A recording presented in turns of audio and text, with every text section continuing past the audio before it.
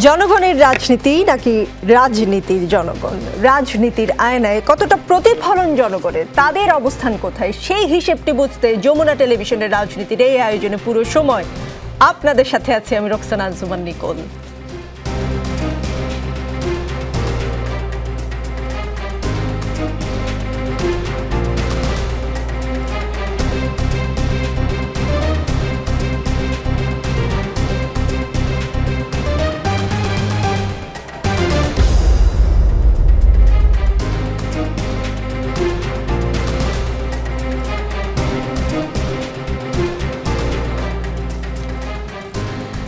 আজ সর্বদলীয় বৈঠক উপলক্ষে প্রধান উপদেষ্টা ডক্টর মোহাম্মদ ইউনূস বলেছেন, আমরা যে বিষয়টা নিয়ে আলোচনা করছি একটা গুরুত্বপূর্ণ বিষয়। যদি সর্বসম্মতিক্রমে এটিকে আমরা দেশের সামনে আনতে পারি তাহলে এটা দেশের জন্যও ভালো, আন্তর্জাতিকভাবেও অনেক ভালো। সবাই দেখবে যে এই জাতি বহু ঠোকরা ঠুকরি করেছে কিন্তু নড়ে না, স্থির হয়ে আছে, শক্ত হয়ে আছে। এটাই হলো আসল ঐক্য। এটা আমরা সারা দুনিয়াকে জানাতে চাই। দর্শক, আজকের রাজনীতিতে আমার সঙ্গে স্টুডিওতে আছেন আরিফুল ইসলাম আদিব, জাতীয় নাগরিক কমিটির যুগ্ম আহ্বায়ক। আমার সঙ্গে খুব শিগগিরই এসে পৌঁছাবেন আশা করছি বিএনপির vice chairman doctor Asaduzzaman Ripon, বাসদের সহ সাধারণ সম্পাদক রাজিকুজ্জামান রতন, আমার বাংলাদেশ পার্টি এবি পার্টির সাধারণ সম্পাদক ব্যারিস্টার আসাদুজ্জামান ফুয়াদ। এই তিনজনই যানজটের কারণে অথবা ব্যক্তিগত কারণে এসে পৌঁছতে পারেননি বলে আমাকে প্রোডাকশন থেকে জানানো হয়েছে।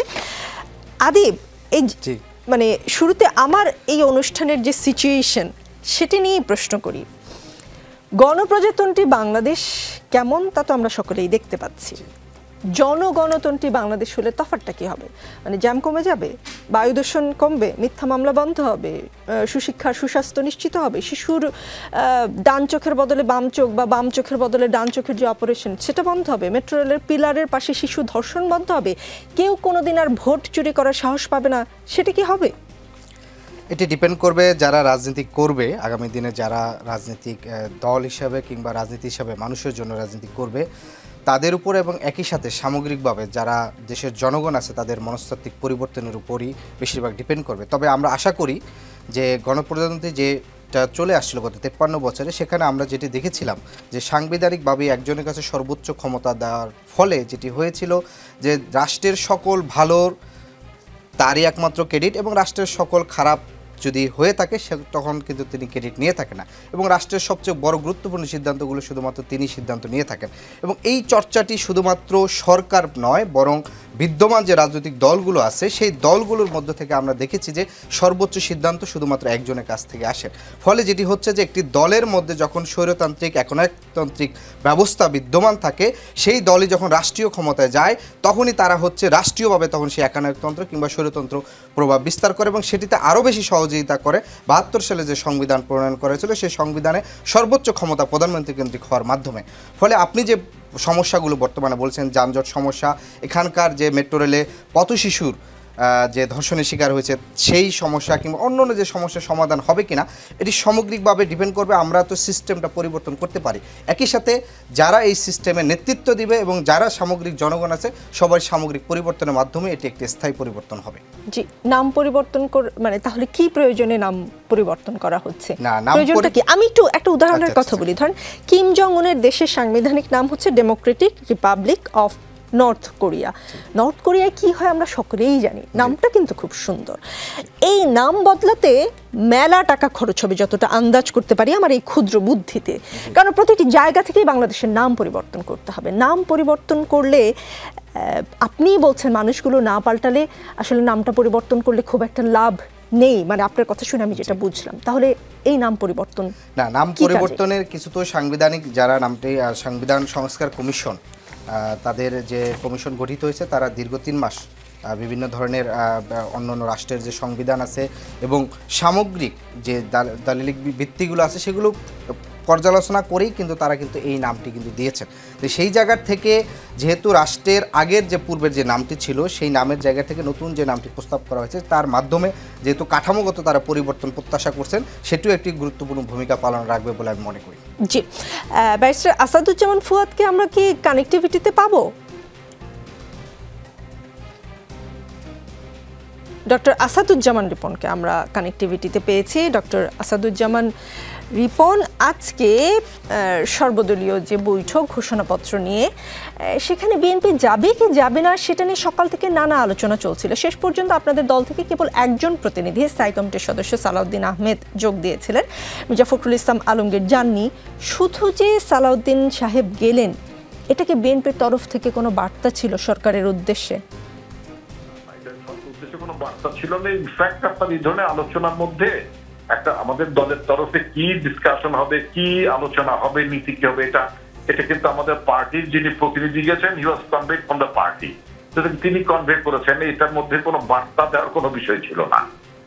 আমরা যেটা মনে করি যে সেটা হচ্ছে যে যদি সবাই মনে করে যে আপনার জুলাই এবং অগাস্টের যে আপনার 36 দিনের ছাত্রদের যে আপনার ফাইনাল যে ফেজটি, এইটার ব্যাপারে একটা ঘোষণাপত্র থাকা উচিত। যদিও এটা অনেক বিলম্বে, আপনি জানেন যে আমাদের মুক্তিযুদ্ধের ঘোষণা বা স্বাধীনতা যুদ্ধের ঘোষণা যেটাই বলুন না কেন, সেটা কিন্তু আপনার এই যুদ্ধের আগেই সেটা ঘোষণা হয়েছে, তাই না? তো তারপরও 5 মাস পরে যখন ঘোষণার যদি একটা প্রয়োজন থাকেই, এবং এটা যদি আমরা মনে করি একটা হিস্টোরিক্যাল ডকুমেন্ট অথবা একটা রাজনৈতিক আপনার ডকুমেন্ট হিসেবে, পলিটিক্যাল ডকুমেন্ট হিসেবে ইতিহাসের অংশ হয়ে থাকুক, তাতে আমাদের পার্টির কোনো আপনার ভিন্ন মত নেই। তো সেক্ষেত্রে আপনার সেই জায়গাগুলোতে কি লেখা থাকবে, আমরা কোন বিষয়টা ধারণ করব সবাই মিলে, কারণ একটা ঐক্যের জায়গা থেকেই তো আমরা কাজগুলো করেছি, লড়াইটা ঐক্যের জায়গা থেকে হয়েছে, তাই না? তো সুতরাং সবাই মিলেই আমরা প্রতিটি আপনার শব্দ বলেন, বাক্য চয়ন বলেন, এগুলো আমরা নিশ্চয়ই সবাই মিলেই আমরা করতে সক্ষম হব। আর একটি বৈঠকে এটা আপনি আশা করতে পারেন না যে আপনার এরকম একটা হিস্টোরিক্যাল ডকুমেন্ট বা যে অ্যাসপিরেশনের কথা বলি আমাদের গণঅভ্যুত্থানের, সেটা আপনার একটি বৈঠকের মধ্যে শেষ হবে নট নেসেসারিলি। তবে বিএনপি ব্যাপারে ইতিবাচক আমি মনে করি, কারণ শেখ হাসিনার পতনের মধ্য দিয়েই আমাদের সমস্ত কিছু পূরণ হয়ে গেছে। বাংলাদেশের জনগণের গণতান্ত্রিক আকাঙ্ক্ষা অথবা রাষ্ট্রের গণতান্ত্রিক রূপান্তরের কথা যদি বলি, তাই না, সুশাসনের কথা যদি বলি, একটা স্থায়ী টেকসই আপনার নির্বাচনী ব্যবস্থা যেখানে জনগণ তার প্রতিনিধি বেছে নিতে পারবেন, একটা জনগণের সরকার ক্ষমতা আসবে, অথবা আপনার জনগণের ক্ষমতায়, যে কথাকে আমি এম্পাওয়ারমেন্ট অফ দ্য পিপল বলতে পছন্দ করি, এই বিষয়গুলো যে আপনার হয়ে যাবে তা মনে করছি না। সুতরাং এই বিষয়গুলো আসবে, থাকবে, সেটার জন্য বিএনপি অত্যন্ত আন্তরিক। আর সংস্কারের বিষয়গুলো তো আমাদের পার্টি খুব ক্যাটেগরিক্যালি জানেন যে আমরা 8 বছর ধরেই আমরা আমাদের সংস্কারের ভাবনার কথা আমরা ডক্টর আসাদুজ্জামান রিপন, আজকে সালাউদ্দিন সাহেব যেটা বলেছেন 5 মাস পর জুলাই ঘোষণাপত্রের দরকার কি, সেটা নিয়েও তিনি প্রশ্ন তুলেছেন। এটা খুবই যৌক্তিক প্রশ্ন, যে সেটা হচ্ছে যে আপনার যদি একটা ঘোষণার ব্যাপার থাকে, মূলত সেটা তো হতে হবে। যেমন আমরা শেখ হাসিনার অধীনে ইলেকশন করব না, এই কথাগুলো আমরা অনেক আগেই বলেছি, এবং শেখ হাসিনাকে যেতে হবে, 1 দফার আন্দোলনের কথা আমরা বলেছি। সেটা কিন্তু আপনার 28 অক্টোবর পরেই আমরা ঘোষণা করে দিয়েছি যে আমরা শেখ হাসিনার অধীনে কোনো নির্বাচন হবে না, শেখ হাসিনাকে যেতে হবে। তো সুতরাং আপনার এই যে প্রক্লামেশন এর যে কথাটা বলা হচ্ছে, এটা তো আপনার আরো আগেই হতে পারতো, যেটা আমরা আমাদের দলের তরফ থেকে আমরা যেটা বলেছি। তো এই প্রশ্নটা তোলাটা অসঙ্গতি না। তারপর যে সবাই যদি এটাকে ধারণ করতে চান এবং যদি মনে করেন যে না, এই হিস্টোরিক্যাল ইভেন্টটা আপনার একটা ডকুমেন্টেশন আকারে থাকা উচিত, তাতে আমাদের পার্টি ভিন্ন মত পোষণ করছে না। এজন্য সবাই মিলিয়ে আমরা সেটা করব। জি, ব্যারিস্টার আসাদুজ্জামান ফুয়াদ সংযুক্ত আছেন। ব্যারিস্টার আসাদুজ্জামান ফুয়াদ, জুলাই গণ অভ্যুত্থানের ঘোষণাপত্র চূড়ান্ত করার লক্ষ্যে আজকে রাজনৈতিক দল ও অন্যান্য অংশীজনদের সর্বদলীয় বৈঠকের পর বিএনপির একমাত্র প্রতিনিধি, স্থায়ী কমিটির সদস্য সালাউদ্দিন আহমেদ প্রশ্ন তুলেছেন 5.5 মাস পর আসলে জুলাই অভ্যুত্থানের ঘোষণাপত্রের দরকার ছিল কিনা। দরকার ছিল কি ব্যারিস্টার ফুয়াদ, কি মনে করছেন?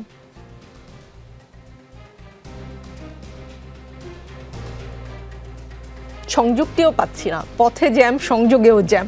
জি, আরিফুল ইসলাম আদিব, আপনি প্রশ্ন করতে চেয়েছিলেন ডক্টর আসাদুজ্জামান রিপনকে। জি, কি প্রশ্ন? এবং সেই সাথে একই প্রশ্ন আপনাকেও আমি করতে চাই যে 5.5 মাস পর জুলাই ঘোষণাপত্রের দরকার কি, সালাউদ্দিন সাহেবের এই প্রশ্নের উত্তর কি আপনার কাছে আছে কিনা?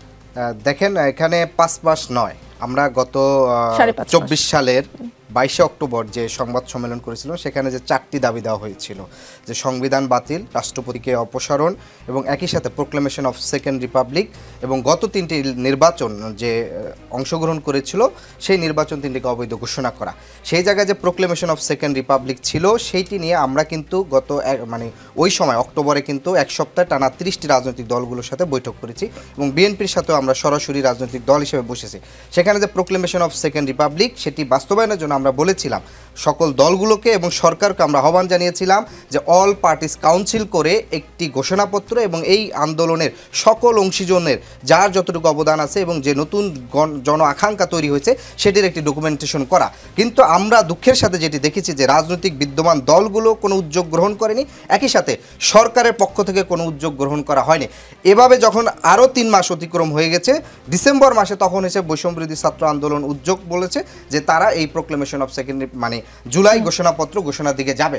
অতএব 5 মাস পরে এসে 3 মাস আগের যে আহ্বান ছিল তাদের প্রতি, সেই আহ্বানকে উপেক্ষা করে এবং সেই আহ্বানে কর্ণপাত না করে বরং সকল স্টেক হোল্ডারের সম্মিলিত যে প্রয়াস নেওয়া উচিত সেটি না নিয়ে বরং 5 মাস পরে প্রশ্ন তোলাটা আমি মনে করি সেটি যৌক্তিক নয়। জি, প্রধান উপদেষ্টা ডক্টর ইউনূস বলেছেন ঐক্যবদ্ধভাবে দিতে না পারলে ঘোষণাপত্রের দরকার নেই। গণ অধিকার পরিষদ বলছে 18 সালে নিরাপদ সড়ক আন্দোলন উল্লেখ থাকতে হবে। হেফাজতে ইসলাম বলছে 2013 সালে শাপলা চত্বরে গণহত্যা সংযোজন করতে হবে। জোনায়েদ সাকি বলেছেন সরকারের পক্ষ থেকে একটি ড্রাফট কমিটি করা দরকার, সব অংশীজনের মতামত আর প্রয়োজনীয় সময় নিয়ে তা করতে হবে। জামায়াত বলছে বেশি বিলম্ব করাও যাবে না যাতে ষড়যন্ত্রকারীরা সুযোগ পায়। অনেক আলেম ওলামার আগের ত্যাগের ব্যাপারে ঘোষণাপত্র বাদ পড়েছে। এবি পার্টি বলেছে দলিলে জনপদের শত শত বছরের লড়াইয়ের ইতিহাস অ্যাকনোলজ করা দরকার। ঐক্যবদ্ধভাবে এই ঘোষণাপত্র কবে নাগাদ হতে পারে বলে আপনি মনে করেন? এখানে তো এক একজনের এক এক মত দেখতে পাচ্ছি আমি।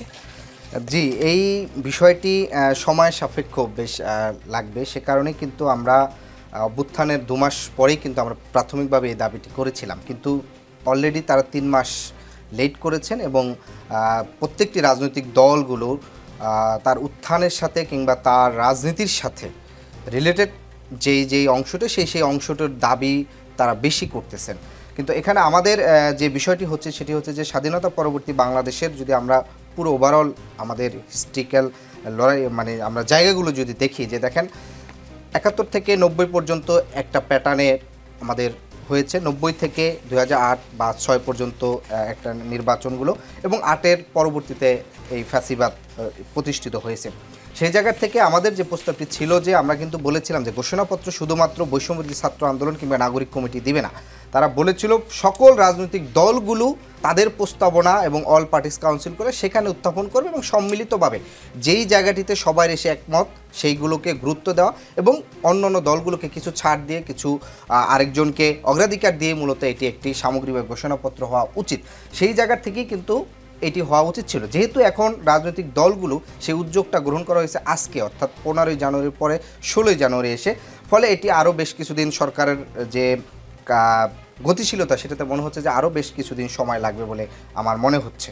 জি, ব্যারিস্টার ফুয়াদ, আপনি যদি আমাকে শুনতে পান, 5.5 মাস পর জুলাই ঘোষণাপত্রের দরকার কিনা সেই প্রশ্ন তুলেছেন বিএনপির একমাত্র প্রতিনিধি স্থায়ী কমিটির সদস্য সালাউদ্দিন আহমদ।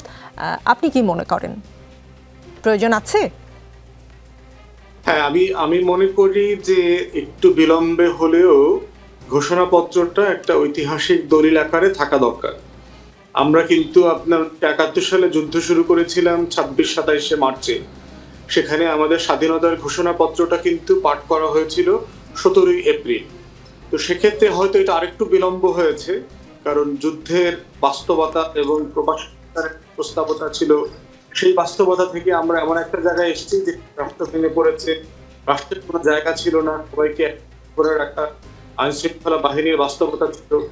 সেই জায়গাতে একটু বিলম্ব হলেও এটা একটা ঐতিহাসিক দলিল আকারে থাকা দরকার, কারণ ফিউচার জেনারেশনটাকে দলিল আকারে পড়তে হবে যে কি আকাঙ্ক্ষার উপরে ভিত্তি করে এত বড় একটা পরিবর্তন বাংলাদেশে হয়েছিল, যেখানে সকল রাজনৈতিক দল এই ফ্যাসিবাদ বিরোধী আন্দোলনে অংশগ্রহণ করেছে এবং বাংলাদেশের ইতিহাস শুধু না, এই ভারত উপমহাদেশের ইতিহাসে এত বড় ঘটনা যে শাসক গোষ্ঠী দিনের দুপুরে পালিয়ে চলে গেছে, ঘটনা অবশ্যই অ্যাকনোলেজ করা দরকার, অবশ্যই মাথায় রাখা দরকার যে আপনি ইউনিটির জায়গা আছে, এক ঐক্যবদ্ধ জায়গা দরকার, সেটা যেন আমরা কোনোভাবে কম্প্রোমাইজ না করি এবং অবদানের জায়গা এক্সক্লুসিভলি যেন এটা না করবার চেষ্টা করা হয়, বরং সবাই জায়গা থেকে যে অবদান রেখেছে এই জাতি গঠনে, এই এবং এই 16 বছরের আন্দোলনে সবাইকে যেন একতলায় হয়, এই গুরুত্বপূর্ণ।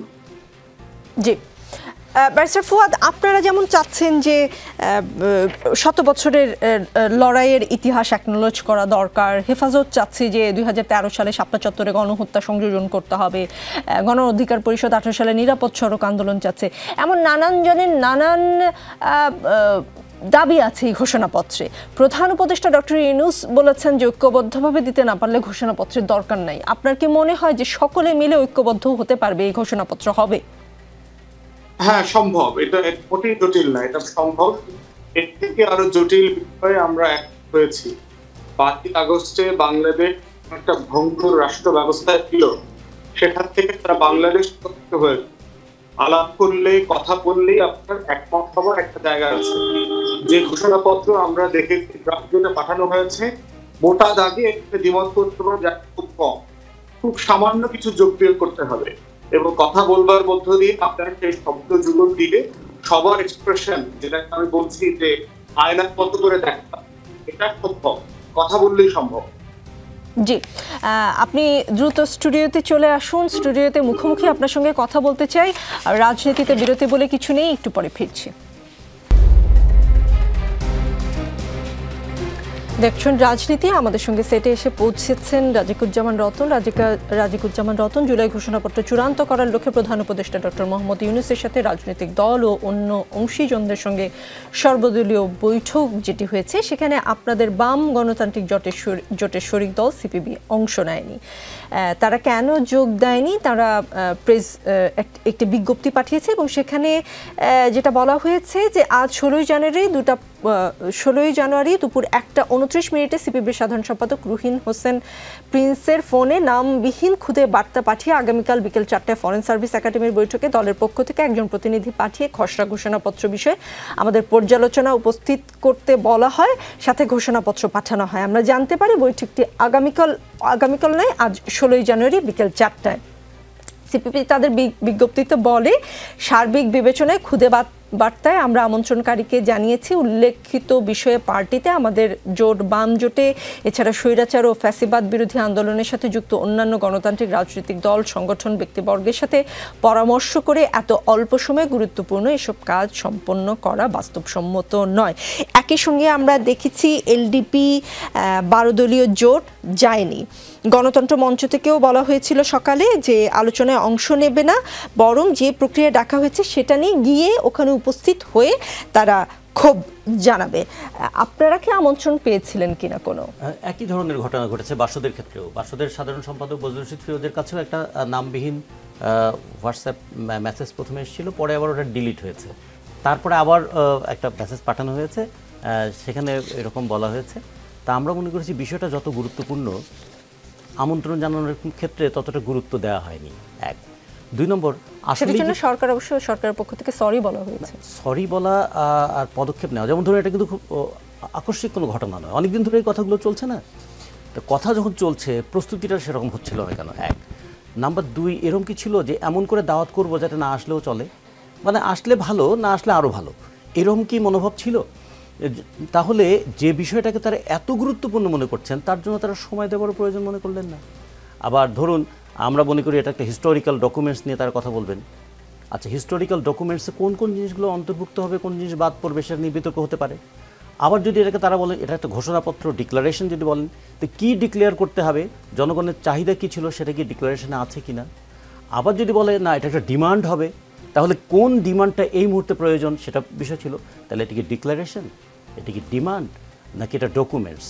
আমাদের কাছে মনে হলো যে এই 3টা বিষয় নিয়ে খুব বেশি ভাবেননি, কিন্তু যে খসড়াটা আমাদের কাছে পাঠানো হয়েছে, সেই খসড়ায় যে কথাগুলো বলা হয়েছে তাতে কখনো কখনো মনে হয় যে একটা টাইমেরও একটা সিনক্রোনাইজেশনটা হয়নি। মানে যেটা একটা প্রত্যেকটা ঘটনার একটা পরম্পরা থাকে না, বলা হয়েছে যে এই ইয়েটা 5ই আগস্ট থেকে কার্যকর হবে। আচ্ছা, 5ই ঘোষণাপত্র 5ই আগস্ট থেকে কার্যকর হবে, কিন্তু আবার যদি দাবির কথাগুলো দেখি তাহলে সেগুলো হচ্ছে সব কিন্তু 5ই আগস্টের পরের দাবি। তা 5ই আগস্টের পরে তো আমরা আহত এবং নিহতদের জন্য ক্ষতিপূরণ দাবি করব। তো এটা তো 5ই আগস্টের আগেই আমরা করব না, তাহলে এখানে তো একটা সময়ের সঙ্গে মিলল না। আর সবচেয়ে বড় কথা কি, এত বড় একটা জিনিসকে আমরা হেলা ফেলার পাত্র মনে করতে পারিনি। বাংলাদেশের ইতিহাসে মোড় ফেরানো যে অতগুলো ঘটনা ঘটেছে, তার মধ্যে সবচেয়ে গৌরবোজ্জ্বল ঘটনার একটা হচ্ছে এটা, যে 1971 সালের মুক্তিযুদ্ধের পরে আমরা অনেকগুলো ঘটনায় আমাদের জাতির মোড় ফিরেছে। তার মধ্যে যদি আমরা বলি 75 একটা আছে, 90 একটা আছে, তার সঙ্গে 2007 একটা আছে, এবং আমরা যদি বলি 2024। তো এগুলোর মধ্যে সবচেয়ে উজ্জ্বলতম ঘটনা হচ্ছে দুটো, যদি বলি 1990 এবং 2024। 1990-ও কিন্তু একটা 6ই ডিসেম্বর এরশাদ যে পদত্যাগ করলো, তার আগে 19শে নভেম্বর 3 জোটের একটা ঘোষণাপত্র হয়েছিল, রূপরেখা প্রণয়ন করা হয়েছিল। তার আগে দাবিনামা তৈরি হয়েছিল, ছাত্র সংগ্রাম পরিষদের দাবিনামা, সর্বদলীয় ছাত্রকের দাবিনামা, ঐক্যবদ্ধ নারী সমাজের দাবিনামা, প্রকৌশলী, চিকিৎসক, কৃষিবিদ, প্রকৃতি তাদের দাবিনামা, এমনকি সম্মিলিত সাংস্কৃতিক জোটের দাবিনামা এবং শ্রমিক কর্মচারী ঐক্য পরিষদের স্কপের দাবিনামা। ফলে সমস্ত দাবিগুলো কেন্দ্রীভূত হয়ে গিয়েছিল 3 জোটের রূপরেখার মধ্যে দিয়ে। ফলে তার একটা আমরা বিষয় দেখেছিলাম। আবার ধরুন 2024-এর আগে, 2024 তো আকস্মিকভাবে হয়নি, গত 15টা বছর ধরে নানামুখী লড়াই। এর মধ্যে আমরা সেই লড়াইয়ের কত রূপ দেখেছি। আমরা একটা রূপ দেখেছি যে কিভাবে ভোটার ছাড়াই একটা নির্বাচন 2014-তে করে ফেলা হলো। তারপর আমরা দেখলাম যে কিভাবে রাত্রিকালীন নির্বাচন করার একটা নতুন ইতিহাস রচিত হলো। আমাদের এই ভূখণ্ডে সরকারের থেকেও বিরোধী দলের ভূমিকা পালন করার মতো অবিস্মরণীয় ভূমিকাও কেউ কেউ পালন করেছেন, সেগুলোও আমরা দেখেছি। আবার আমরা দেখেছি যে আমরাই ভাগাভাগি করে নেব। আগে তো আমরা এবং মামুরা এই কথাটা বাংলাদেশে খুব চালু ছিল, তারপর যে আমি এবং দামি এই কথাটা খুব চালু হয়ে গেল। তো ফলে এগুলো যে হয়েছিল, এগুলোর মধ্যে দিয়ে মানুষের গণতান্ত্রিক মনন যেমন নষ্ট হয়েছে, আবার আরেক দিকে মানুষের মধ্যে ক্ষোভের মাত্রাটাও তীব্র হয়েছে, যে মানুষ বুঝেছে যে নির্বাচনের পন্থায় এই ফ্যাসিস্ট সরকারকে আর ক্ষমতা থেকে সরানো যাবে না। পথ আছে এখন একটাই, সেটা হচ্ছে গণ অভ্যুত্থান। ফলে গণ অভ্যুত্থান 5ই আগস্ট হবে না 15ই আগস্ট হবে না 25শে আগস্ট হবে, এটা বড় কথা নয়। গণ অভ্যুত্থানটা ইনএভিটেবল হয়ে পড়েছিল। ফলে এই ইনএভিটেবল যে জিনিসটাকে, সেটার এভিডেন্সগুলো আমাদের মধ্যে যথার্থভাবে যদি লিপিবদ্ধ করতে পারি, তাহলে আকাঙ্ক্ষারও একটা স্বীকৃতি দেওয়া যাবে। সেই দিক থেকে আমরা মনে করেছিলাম যে তারা হয়তো বিষয়টাকে খুব গুরুত্বপূর্ণ মনে করেননি, অথবা ওই আমাদের গ্রামে একটা প্রবাদ আছে না, যে আমার কথা আমি কই, তোরে শুধু জিগায় লই। তার মানে আমরা যা লেখার লিখবো, আপনারা আসেন, শুধু সম্মতি দিয়ে যান। টেক্সটটা ওইরকম জিগায় লই টাইপের ছিল বলে আপনি মনে করেন। আরিফুল ইসলাম আদিব, এই যে দলগুলো এলডিপি, সিপিবি, 12 দলীয় জোট যায়নি, বাসদ যায়নি, এই দলগুলোকে বাদ দিয়ে কি ঐক্য হয়? এটা প্রথম প্রশ্ন। দ্বিতীয় প্রশ্ন হচ্ছে, গতকাল সংক্ষুব্ধ আদিবাসী ছাত্র জনতার উপর নির্মম হামলা হয়, আপনারা এই ঘটনার প্রতিবাদ করেন। শহীদ মিনারে জাতীয় নাগরিক কমিটির আহ্বায়ক নাসির উদ্দিন পাটোয়ারি বলেছেন, ভারতীয় সেনাপ্রধানের সাথে তাল মিলিয়ে যারা দ্রুত নির্বাচন চায়, তারা এই হামলার পেছনে রয়েছে। আপনারা লাশের রাজনীতি বন্ধ করুন। বাংলাদেশ আর কোনো লাশের রাজনীতি, মানে বাংলাদেশে আর কোনো লাশের রাজনীতি চলবে না। পাটোয়ারি সাহেবকে বিএনপিকে মিন করেছেন। যদি বিএনপিকে মিন করেন, প্রধান উপদেষ্টা যে ঐক্যের কথা বললেন, যে ঐক্যের ভিত্তিতে এই ঘোষণাপত্র হবে, সেই ঐক্যের স্বরূপকে আমরা এই কথাই খুঁজে পাই। ধন্যবাদ আপনাকে। আপনি যেটি বলছেন, প্রথম যেটি বলছেন যে 12 দলীয় জোট এবং হচ্ছে বাম গণতান্ত্রিক জোট, তাদেরকে ছাড়া ঐক্য হবে কিনা বা ঘোষণাপত্র, এটি মোটেও নয়। বরং আমরা অক্টোবরে যখন 30টি দলের সাথে বসছিলাম, তখন কিন্তু 12 দলীয় জোট এবং রতন ভাইয়ের স্পোর্ট মনে আছে যে রতন ভাইদের সাথে সিপিবির অফিসেও আমরা কিন্তু বৈঠক করেছি। সেখানে কিন্তু আমাদের একটি দাবি ছিল প্রোক্লেমেশন সেগমেন্ট, অর্থাৎ আমরা অনুভব করছি যে সকল দল এবং যে রতন ভাইয়ের ভাষায় জিগাইল ওই টাইপের ছিল না, সিরিয়াস বৈঠক ছিল না, আমরা সিরিয়াস বৈঠক করেছি সরাসরি, এবং সেখানে আমরা যে 4টি দাবি নিয়ে কিন্তু তাদের সাথে প্রায় ঘন্টা দুয়েকের মতন কিন্তু আমরা আলোচনা করেছিলাম এবং বলেছিলাম যে রাজনৈতিক দলগুলো থেকে এই উদ্যোগগুলো আরও কার্যকর হয়, যেহেতু তারা আমাদের থেকে অভিজ্ঞ কিংবা তাদের রাজনৈতিক সংগ্রামের ইতিহাসটা আরও বেশি। কিন্তু সেই উদ্যোগটা আমরা দেখি না। কিন্তু সরকার যে পদ্ধতিতে দলগুলোকে আমন্ত্রণ জানিয়েছে এবং যেভাবে হচ্ছে বিষয়টিকে তারা বাস্তবায়ন করতেছে, এটি আসলে কার্যকর পদক্ষেপ হয় না এবং এখানে তাদের বেশ কিছু গাফলতি আমরা দেখতে পাচ্ছি। আর আরেকটি বিষয় আপনি যেটি বললেন যে নির্বাচন, জি, আদিবাসী ছাত্র জনতার উপর হামলা হয়, সেই প্রতিবাদ শহীদ মিনারে সেই প্রতিবাদ অনুষ্ঠানে গিয়ে নাসির উদ্দিন পাটোয়ারি সাহেব বলেছেন, ভারতীয় সেনাপ্রধানের সাথে তাল মিলিয়ে যারা দ্রুত নির্বাচন চায়, তারা এই হামলার পেছনে রয়েছে।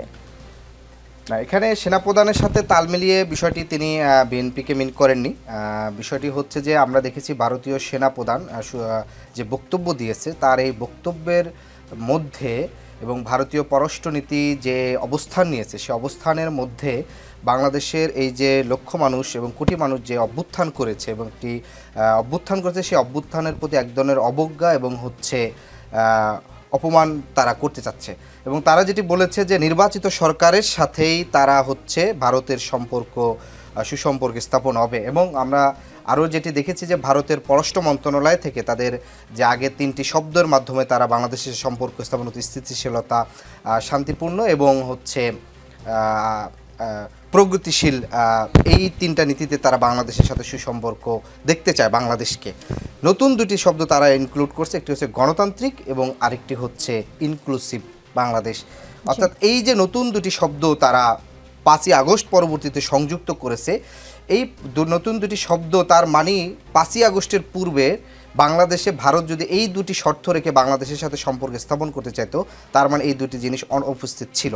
একই সাথে রাষ্ট্রবিজ্ঞানের ভাষায় যে কোনো গণ অভ্যুত্থান হচ্ছে সর্বোচ্চ ম্যান্ডেট সরকারের জন্য। বর্তমান যে সরকারটি আসছে এটি জনগণের সরকার এবং সকল দল অংশীজনেরই একটি সরকার।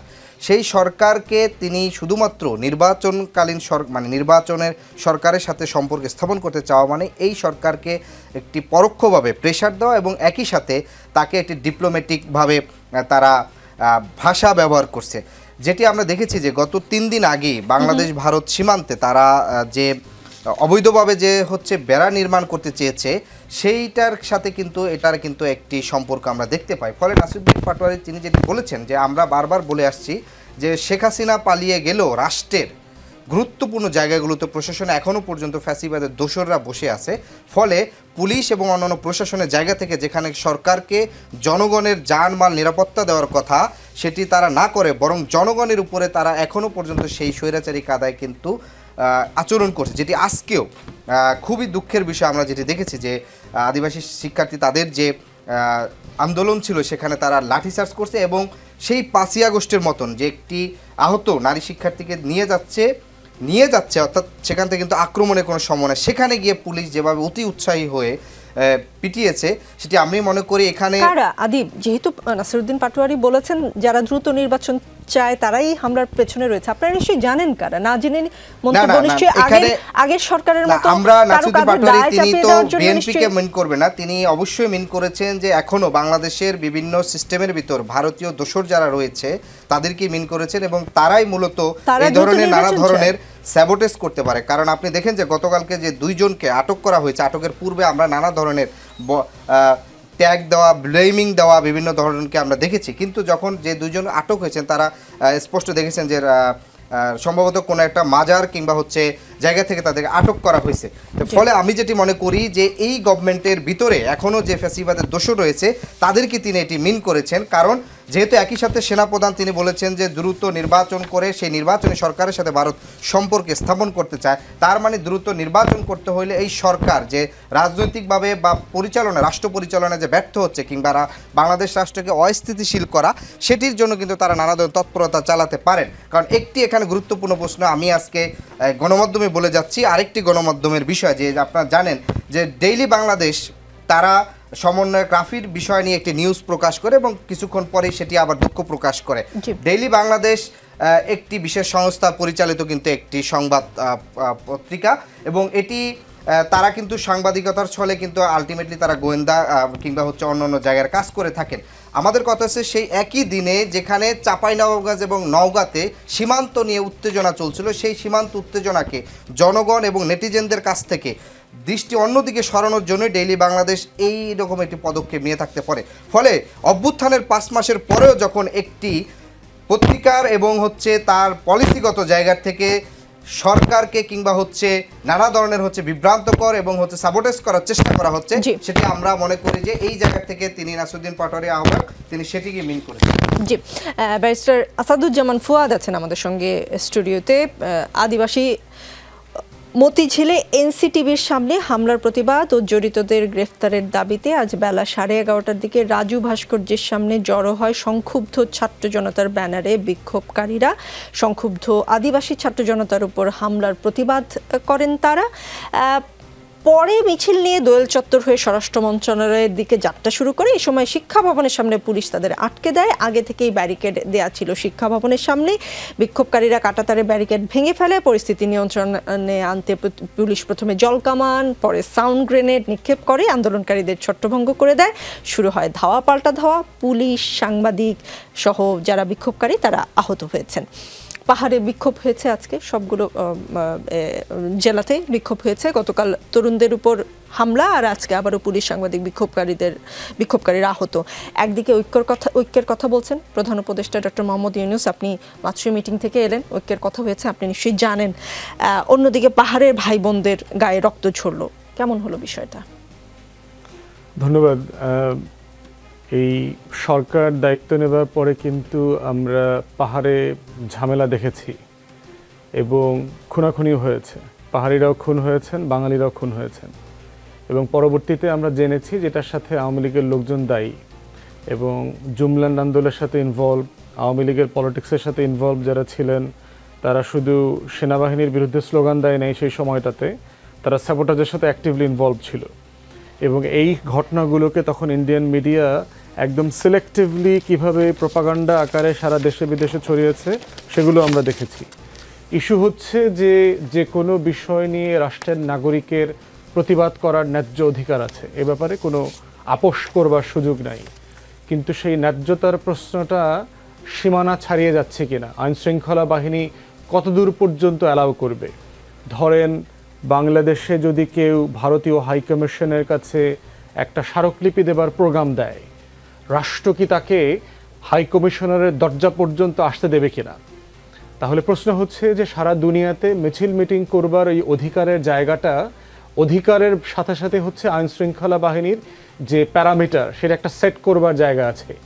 এই ব্যালেন্স না থাকলে তো রাষ্ট্র থাকবে না।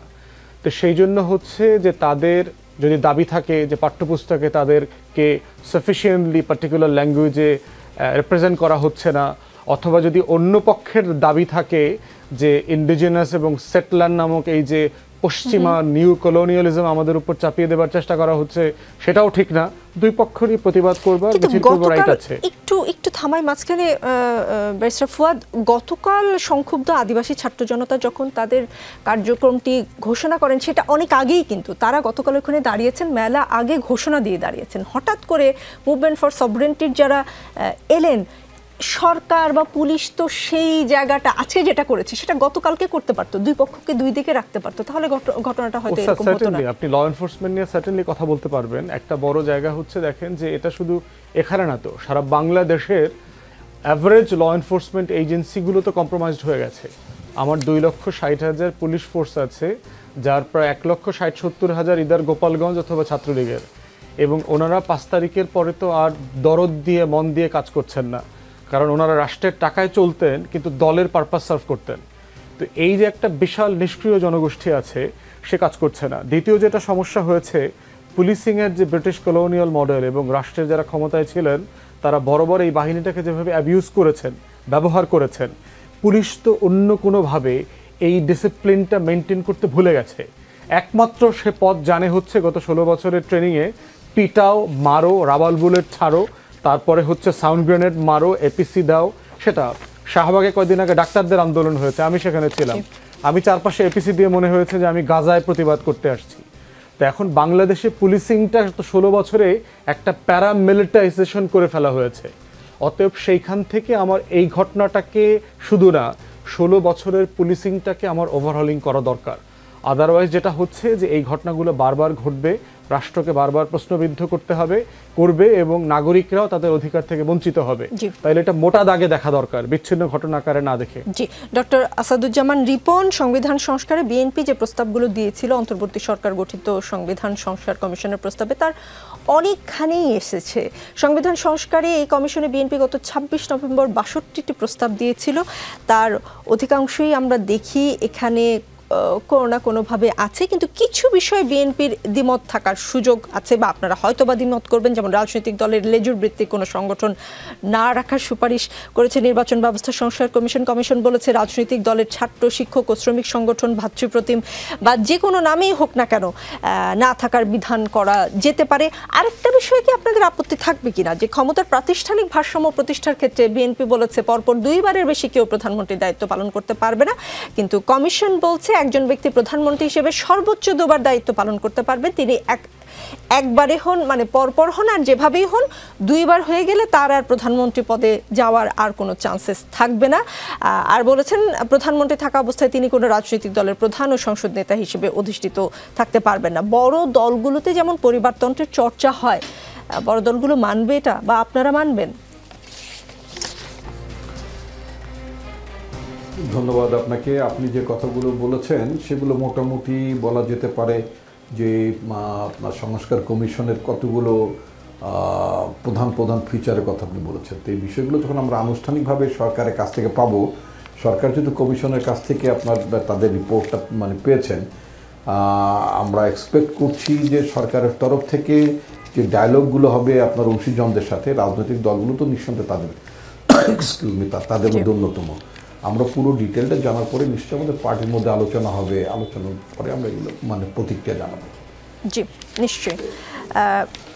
রাজিকুজ্জামান রতন, যে বিষয়ে কথা হচ্ছিল যে সংস্কার প্রস্তাবগুলো, একটা প্রশ্ন আসলে শুরুতে আমি আপনাদের দুজনকে করতে চেয়েছিলাম, আপনাদের না পেয়ে আসলে আদিবকেই করেছি। সেই প্রশ্নটা এখন একটু বুঝতে চাই। এই যে বাংলাদেশের নাম নিয়ে কথা হচ্ছে, গণপ্রজাতন্ত্রী বাংলাদেশ থেকে জনগণতন্ত্রী বাংলাদেশ, এই নাম বদল হলে কি হবে? নাম বদল হলে আমি আদিবকে যেটা বলেছিলাম যে জ্যাম কি কমে যাবে, বায়ু দূষণ কমে যাবে, বা মেট্রো রেলের পিলারের পাশে যে শিশু ধর্ষণ হলো সেই ধর্ষণ কি বন্ধ হয়ে যাবে, ভোট চুরি কি মানুষ ভুলে যাবে? নাম পরিবর্তনটা কি আসলে খুব সময়ের প্রয়োজন কিনা? ধরুন, এক একটা নাম তো একটা সংস্কৃতি বহন করে।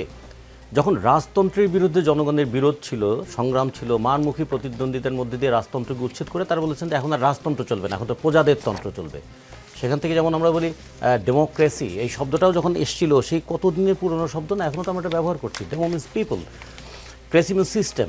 তো এখন যদি সেই দিক থেকে এটা আসে, কোন প্রজাতন্ত্র? যেটা গণমানুষের প্রজাতন্ত্র হবে, এটা রাজাদের তন্ত্র হবে না, গণমানুষের প্রজাতন্ত্র হবে। এই জন্য বিভিন্ন জায়গায় পিপুলস ডেমোক্রেটিক এর বাংলাটা এইভাবে বলা হয়েছে গণপ্রজাতন্ত্রী। এখন এটাকে যদি আপনি বাংলা অনুবাদ করে জনগণতান্ত্রিক করেন, জনপ্রজাতন্ত্রী, তাহলে কী হবে? এখন তখন অনেকে বলবে আচ্ছা চীনে একটা বিপ্লব হয়েছিল মাও সেতুংয়ের নেতৃত্বে, তাকে অনেকে বলতেন এটা জনগণতান্ত্রিক বিপ্লব, এরা আবার চীনাপন্থী হয়ে গেল নাকি? এরকম তো অনেক প্রশ্নই আসবে। ফলে এই যে প্রয়োজনীয় বিতর্কটা অপ্রয়োজনীয় সময়ে করা, অথবা এই মুহূর্তে যে বিতর্কটা প্রয়োজন নেই সেটাকে সামনে টেনে নিয়ে এসে প্রয়োজনীয় বিষয়গুলোকে আড়াল করা, মানুষ মাঝে মাঝে কিন্তু এরকম ভাবে এটা কি অ্যাটেনশন ডাইভার্সন অ্যাক্টিভিটিস। ফলে এটা একটু খেয়াল রাখতে হবে যে আমাদের একটা যেমন আছে না যে গত 15 বছর আমরা কিসের জন্য লড়াই করেছি আর কার বিরুদ্ধে লড়াই করেছি? লড়াই করেছি আমরা গণতন্ত্রের জন্য, আর কার বিরুদ্ধে লড়াই করেছি? একটা ফ্যাসিস্ট মেন্টালিটির বিরুদ্ধে। ফ্যাসিজম কীভাবে তৈরি হয়? অর্থনৈতিক শোষণের উপরে মনস্তাত্ত্বিক একটা রূপ থাকে যে আমি যা পারি সব আমি নেব, আমার জন্য সব কিছু করতে গিয়ে আমি সবার অধিকার কেড়ে নেব, এই যে মেন্টালিটি। তাহলে প্রথম হচ্ছে যে সম্পত্তি দখলের মেন্টালিটি, এবং সম্পত্তি দখলের অনুপূরক পরিপূরক আইন বিধিবিধান এগুলো প্রবর্তন করা। ফলে ফ্যাসিজমের দুটো পার্ট যদি দেখি, তার ইকোনমিক অ্যাক্টিভিটিস বা ইকোনমিক এক্সপ্লয়টেশনটা কীরকম, তারপরে তার কালচারাল ম্যানিফেস্টেশনটা কী। আমরা কালচারাল ম্যানিফেস্টেশন নিয়ে অনেক কথা বলছি, কিন্তু অর্থনৈতিক শোষণটা নিয়ে কিন্তু খুব বেশি কথা বলছি না। সেই অর্থনৈতিক শোষণের কারণেই তো এই যে মেগা প্রকল্পের নামে মেগা লুণ্ঠন হয়। সেই অর্থনৈতিক শোষণের কারণে তো একদিকে মেগা প্রকল্প আর একদিকে নিরন্ন শিশু ধর্ষিত হয়ে যাওয়া, সেগুলো আমরা দেখি। ফলে আমাদের মূল ফোকাস বা অ্যাটেনশনটা হওয়া উচিত ছিল এই দিকে, যে আমরা 15 বছরের লড়াইয়ের মধ্য দিয়ে যাকে ক্ষমতা থেকে সরালাম, আমরা চেহারার বদলটা শুধু চাই নাই, একটা চরিত্রগত পরিবর্তন চেয়েছিলাম। আমরা শুধু ব্যক্তির পরিবর্তন চাই নাই, আমরা একটা ব্যবস্থার পরিবর্তন চেয়েছিলাম। লড়াইটাই সেদিকে হওয়া দরকার। জি, ব্যারিস্টার আসাদুজ্জামান ফুয়াদ, আপনি আইনজীবী, একটা কথা দু একদিন লোকে খুব বলাবলি করছে, নো ওয়ান কিল্ড তিন্নি, আপনিও নিশ্চয়ই শুনেছেন, কেন বলছে? দেখেন, রাষ্ট্রের এই ব্যবস্থাপনার আলাপটা তো অনেক জটিল, যে আপনার দায় আর দরদের জায়গাটা কার, কে স্বীকার করছে, কে স্বীকার করে নেবে, এই গভর্নেন্স ইস্যুতে আমাদের একটা লম্বা লড়াই আছে, মানে এটা সিম্পলি ঘটনা আকারে আমাদেরকে বোঝার চেষ্টা করে আসলে লাভ হবে না। 53 বছরের এই লড়াইতে আমরা যেটা বারবার খেয়াল করেছি যে জনগণের নামে লড়াইটা হয়েছে, কিন্তু বারবার জনগণই হেরে গেছে। এবং আমরা ইদানিং বারবার যে কথাটা বলছি, আপনি দেখবেন যেই দলগুলোর হাজার হাজার নেতাকর্মীরা গত 16 বছর মারা গেলেন, তাদের বিচার নিয়ে সেই দলগুলো কি সাফিসিয়েন্ট কথা বলছে? ধরেন সাধারণ জনগণ বাদই দিলাম যে তারা হয়তো রাজনীতি করেন না, কিন্তু যাদের কারণে আমাদের সহকর্মীরা কয়দিন পর পার্লামেন্টে যাবেন, সেই লাশগুলো নিয়ে কি তারা কথা বলছে? এই যে 6,500 মানুষ গুম হয়ে গেছে, তাদের তালিকা করবার ব্যাপারে কি রাজনৈতিক দলগুলো কথা বলছে? বড় বড় দলগুলো কি বলছে যে আমার 400, আমার 11,000, আমার 15,000 নেতাকর্মী খুন হয়েছে, আমি তার তালিকা চাই, আমি তার বিচার চাই, আমি তার কোন প্রসেসে বিচার হওয়া দরকার সেটা চাই? এই পুরো আলাপটাই কিন্তু নাই। তাহলে দেখেন যে রাজনৈতিক দল থেকে শুরু করে সবাই বারবার দেখবেন যে যাদের কারণে তারা সেইখানে, তারা তাদের কাছে খুব গৌণ, তারা সংখ্যা। তো এই যে নাগরিক না হবার কারণে রাষ্ট্র যে আমাকে আপনাকে সংখ্যা করে ফেলছে, এই প্রত্যেকটা খুন হচ্ছে একটা সংখ্যা, একটা নাম। তাও তো আপনি দু একজনের নাম বললেন, অধিকাংশ লোকের নাম আপনিও জানেন না, আমিও জানি না। তাহলে এই যে নাম না জানা মানুষের রাষ্ট্র, এই রাষ্ট্রটা রিপাবলিক না, যেটা আপনি মাত্র বলছিলেন। এখন এই যে এত আলোচিত একটা হত্যা মামলার একমাত্র আসামি খালাস পেয়ে গেছে, মানে তাহলে হু কিল্ড তিন্নি, সেটা তো এই সরকারকেই খুঁজে বের করে দিতে হবে নাকি? যে কোনো সরকার, মানে গভর্নমেন্ট অফ দ্য টাইম, মানে যখন এই ইস্যুটা আসছে তখন প্রত্যেকটা হত্যাকাণ্ডই শুধু না, যারা যারা খালাস পাচ্ছেন, এই দেখেন আজকে বিএনপির সাবেক মন্ত্রী লুৎফুজ্জামান বাবর সাহেব বের হয়ে এসছেন, তাহলে উনি যদি রিয়েলি এইটার সাথে ইনভলভ না থেকে থাকেন, তাহলে উনি যে 14-15টা বছর জেল খাটলেন, এই দায়টা কার? এই যে মানে কেউ বিচার পাচ্ছেন না, আর কেউ বিনা বিচারে বছরের পর বছর জেলে থাকছেন, এই যে আমার গভর্নেন্সের ক্রাইসিস, সেটা নিয়ে যথেষ্ট আলাপ হচ্ছে না। এবং এই আলাপ না হওয়াটাই যেটা হচ্ছে, নতুন সরকার আসলে দেখবেন আরো 10টা নতুন আলোচনা আসবে, পিছনেরগুলো আবার আমরা সবাই তিন্নি হয়ে যাব। জি, আরিফুল ইসলাম আদিব, সময় আসলে অনুষ্ঠানে নেই, কিন্তু এই প্রশ্নটা আপনাকে করতেই হবে। জাতীয় নাগরিক কমিটির মুখ্য সংগঠক সার্জিস আলম তার ভেরিফাইড ফেসবুক পেজে লিখেছেন, দেখা হলে অনেকেই ছবি তুলতে চায়, খারাপ দেখায় বলে সবসময় না বলা যায় না, কিন্তু কিছু ... তিনি গালি ব্যবহার করেছেন। এসব ছবি রেফারেন্স হিসেবে দেখিয়ে আমার নাম ভাঙিয়ে বিভিন্ন জায়গায় তদবির, টেন্ডারবাজি ও সুবিধা আদায়ের চেষ্টা করছে বলে আমার কাছে অভিযোগ এসেছে। তিনি ওই পোস্টে এ ধরনের প্রচেষ্টাকে না বলার আহ্বানও জানিয়েছেন পোস্টের শেষের দিকে। আচ্ছা, মানে আপনাদের সাথে ছবি তুলে আপনাদের নাম ভাঙিয়ে টেন্ডারবাজি করার চেষ্টা করা যায়, তাহলে মানে সেটা কেন করা যায়? আপনারা কি, আমি প্রশ্ন শেষ করিনি, আপনারা কি ভীষণ ক্ষমতাবান, নাকি লোকে আপনাদেরকে ভয় পাওয়া শুরু করেছে? আমরা দেখেছি সাবেক সরকারের নেতাকর্মীদের সঙ্গে এরকম লোকে ছবি তুলে টেন্ডারবাজি বা বিভিন্ন সুবিধা আদায়ের চেষ্টা করতো। না, এখানে আমরা বলতে, আমাদের সাথে ছবি বলতে এখানে সবার সাথে ছবি তুলতে চায় বা তুললে যে সে ক্ষমতাবান হয়, বিষয়টি এরকম না। যেহেতু অভ্যুত্থানের মাধ্যমে বেশ কয়েকজন ফেস হয়েছে এবং তাদের প্রতি মানুষের একটি অনেক আকাঙ্ক্ষা, এবং তাদের সাথে দেখা, কথা বলা, এবং অনেক সময় অনেকে অফিসে আসেন, মানে ধরে দেখতে চান যে মানে এই যে মানুষের যে একটা আকাঙ্ক্ষা, এটা থাকে। আবার অনেকে আসেন কিন্তু ইন্টেনশনালি, ফলে তার পক্ষে কিন্তু মানে সবাইকে, মানে কে কোন উদ্দেশ্যে আছেন, এত মানুষকে বুঝে কিন্তু আসলে ডিনাই করা সম্ভব হয় না। আপনি যদি বলছেন যে ছবি তুলে টেন্ডারবাজি বলতে কি, এটি হচ্ছে যে তার সাথে ছবি আছে, হয়তো কোনো একটা জায়গায় সে গেছে, সেটা ছবি শো করে বলতে চাচ্ছে যে আমার সাথে তার কাদের সাথে ছবি তুলে শো করলে কাজ হয় বলেন? না, এটা স্পেসিফিক খুব করা বসে, যেহেতু আমরা দু একজনের পোস্ট দেখেছি, সার্জিস এই বিষয়ে পোস্ট করেছেন, বা আরও দু একজন এরকম, হয়তো দু একজনের হয়তো ছবি যেটা সকলে চিনে, বাকি সবাইকে কিন্তু তো ওইভাবে তো আপনার হচ্ছে ক্ষমতাবান ভাবা বা হচ্ছে ক্ষমতাশালী মনে করা, এটি আসলে ঘটে না। জি, রাজিকুজ্জামান রতন, দেশের 55টি সরকারি বিশ্ববিদ্যালয়ের মধ্যে 13টির নামই ক্ষমতাচ্যুত সাবেক প্রধানমন্ত্রী শেখ হাসিনা পরিবারের সদস্যদের নামে করা হয়। এর মধ্যে শেখ হাসিনা নিজের নামে 2টি, শেখ মুজিবুর রহমানের নামে 9টি, আর ফজিলাতুন্নেসা মুজিবের নামে করা হয় 2টি বিশ্ববিদ্যালয়। শিক্ষা মন্ত্রণালয় এসব বিশ্ববিদ্যালয়ের নাম পরিবর্তন করার জন্য আজ বৃহস্পতিবার উপদেষ্টা পরিষদে উত্থাপন করলে তা পাশ হয়েছে, মানে নামগুলো বাতিল হয়ে গেছে। এই যে নাম দেয়া এবং নাম আবার নিয়ে নেওয়া, এই দেয়া আর নেয়ার কালচার কি চলতেই থাকবে কিনা আমাদের রাষ্ট্রে? এক লাইনে বলতে হবে আসলে। আমাদের একটা সাধারণ প্রবণতা আছে, আমরা ক্ষমতার ছায়া থাকতে পছন্দ করি, এবং ক্ষমতার ছোঁয়া পেলে আমরা ভাগ্য ফেরাতে পারি। ফলে এই যে নামকরণের সঙ্গে কিন্তু ক্ষমতার ছায়ায় থাকা অথবা ক্ষমতার ছোঁয়া পাওয়ার একটা প্রবণতা আছে। আমরা আমাদের যৌবনে একসময় গান শুনেছি না, কাগজে লিখো না, পাথরে লিখো না, হৃদয়ে নামটা লিখে রাখো। তা আমাদের এখানে তো কাগজে লেখা আর ফলকে রাখার প্রবণতাটা বেশি, এবং কখনো কখনো এরকম মনে হয় ভিত্তিপ্রস্তর স্থাপন করার জন্য এত প্রস্তর প্রয়োজন হয় যে মনে হয় পাথরও আমদানি করতে হয় আমাদের। ফলে এই প্রবণতার হাত থেকে আমাদের মুক্তি পাওয়া দরকার। জি, রাজনীতিতে শেষ কথা বলে কিছু নেই, চলতে থাকবে। আগামী রবিবার রাত 9টায় আবারও দেখা হবে, সাথেই থাকবেন।